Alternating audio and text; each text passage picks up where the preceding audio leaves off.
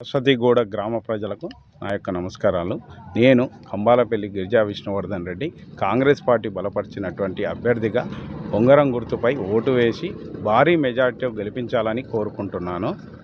రాష్ట్రంలో కాంగ్రెస్ పార్టీ అధికారంలో ఉంది కావున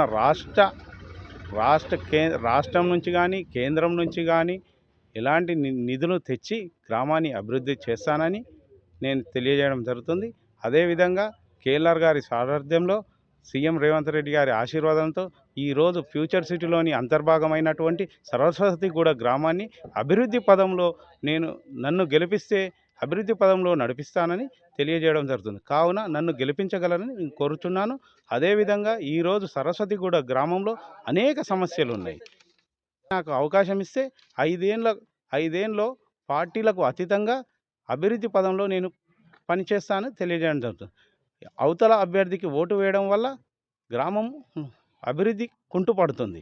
అధికారంలో లేని పార్టీ అభ్యర్థికి ఓటు వేయడం ద్వారా ఎలాంటి నిధులు తేలేరు, ఎలా సమస్యలను పరిష్కరిస్తారు? ఒక్కసారి ఆలోచించి సరస్వతిగూడ గ్రామ ప్రజలు తెలివిపరులు, ఆలోచన పరులు. ప్రత్యేక కాంగ్రెస్ పార్టీ బలపరిచినటువంటి అభ్యర్థి అయినటువంటి గిరిజా విష్ణువర్ధన్ రెడ్డి గారి గుర్తైనటువంటి ఉంగరం గుర్తుపై ఓటు వేసి భారీ మెజార్టీతో గెలిపించాలి. అదేవిధంగా వారి వార్డు సభ్యులైనటువంటి 8 వార్డులలోని వారి గుర్తులైనటువంటి వారిని అత్యధికంగా భారీ మెజార్టీతో గెలిపించాలని, గుర్తుపై ఓటు వేసి భారీ మెజార్టీతో గెలిపించగలరని కోరుచున్నాను.